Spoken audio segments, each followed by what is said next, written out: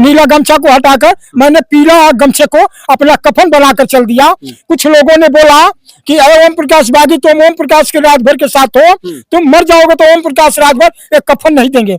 हमने कहा कि बहरा तो बहरा, अंधे हो क्या?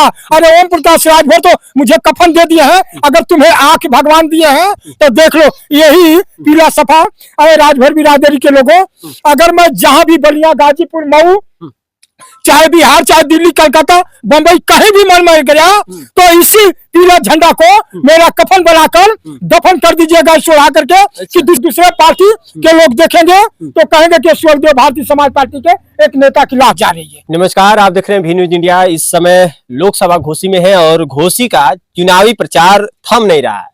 हमारे साथ सुभाषपा पार्टी के तमाम लोग हैं और चुनावी प्रचार दौरान मुलाकात हुआ, इनसे बात करेंगे कि आखिरकार प्रचार में ये लोग किस क्षेत्रों में भ्रमण कर रहे हैं और एनडीए गठबंधन को कितना मजबूती दिला पाएंगे, और खास और चुनावी कुछ रहस्य को लेकर बात करेंगे।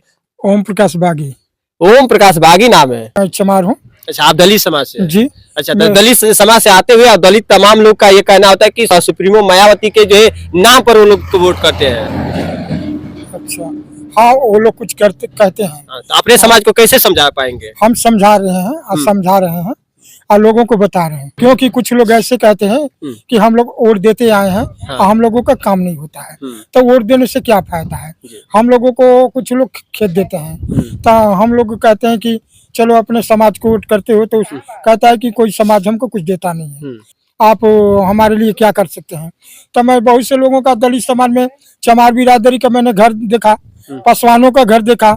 जैसे मैं कुछ राजभरो बस्ती में मैंने घूमा, उसमें भी मैंने देखा, मैंने बहुत से जातीय वर्गों में मैंने घूमा, लेकिन दलित समाज से एक निष्कर्ष आ रहा है कि देखिए आज मैं इतना दिन से वोट देते आ रहा हूँ, लेकिन मेरा झोपड़ी नहीं है एक सीधा। अभी मैं आसमान के नीचे अपने जिंदगी को गुजर बसर करता हूँ, तो आप क्या कहना चाहते हैं?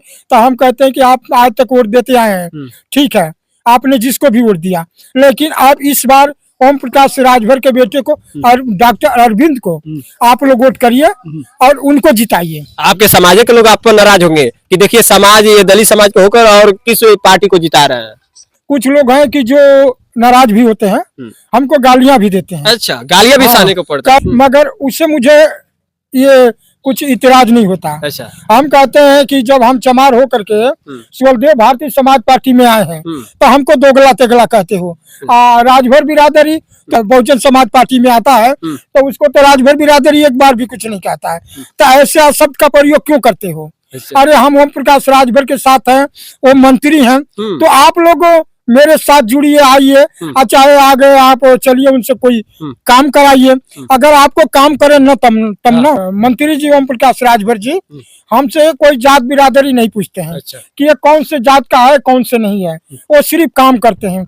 दवाई बीरो तो बहुत से लोगों का मैंने कराया दलित समाज में। अच्छा, लेकिन इस पार्टी में आने पर आपको बागी से लोग जानने लगे? हाँ, बागी से इसलिए लोग जानने लगे कि बहुत कम दूसरों की बात को मानता है, बगावत ज्यादा करते हैं। हाँ, बगावत ज्यादा करते हैं। यही चुभती है। बगावत का मतलब है कि हम यही बगावत करते हैं कि वो कहता है किस रास्ते चलो, मैं कहता हूँ किस रास्ते से। अच्छा। कुछ लोगों ने कहा कि ओम प्रकाश राजभर के साथ क्यों जा रहे हो, इनमें जाने से क्या फायदा है, अपनी पार्टी है। मैंने कहा कि जब अपने लोग मौके पर काम नहीं आते, कई बार मैंने देखा, जब ओम प्रकाश राजभर जिससे मेरा कोई संबंध नहीं था, कोई जान पहचान नहीं था, वो मेरे दुख सुख में जब शामिल हुआ, तो क्या मैं उसके साथ चला गया तो बागी हो गया?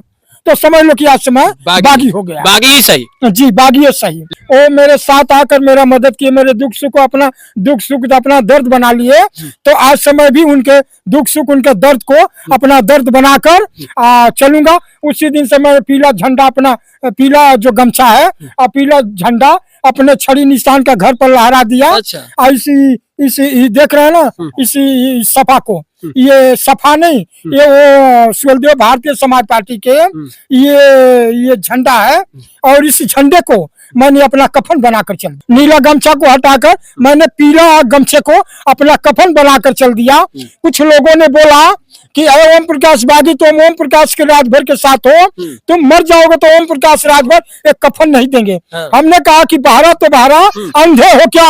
अरे ओम प्रकाश राजभर तो मुझे कफन दे दिए हैं, अगर तुम्हें आंख भगवान दिए हैं तो देख लो, यही पीला सफा और पीला गमछा, यही मेरा कफन है। अच्छा, उसी दिन से मैं सुहलदेव भारतीय समाज पार्टी को लोगों को मैंने कहा कि ये सुहलदेव भारतीय समाज पार्टी के लोगों, अरे राजभर बिरादरी के लोगों, अगर मैं जहां भी बलिया, गाजीपुर, मऊ, चाहे बिहार, चाहे दिल्ली, कलकत्ता, बंबई, कहीं भी मन में गया तो इसी पीला झंडा को मेरा कफन बनाकर दफन कर दीजिएगा, चढ़ा करके कि दूसरे पार्टी के लोग देखेंगे तो कहेंगे कि सुहलदेव भारतीय समाज पार्टी के एक नेता की लाश जा रही है।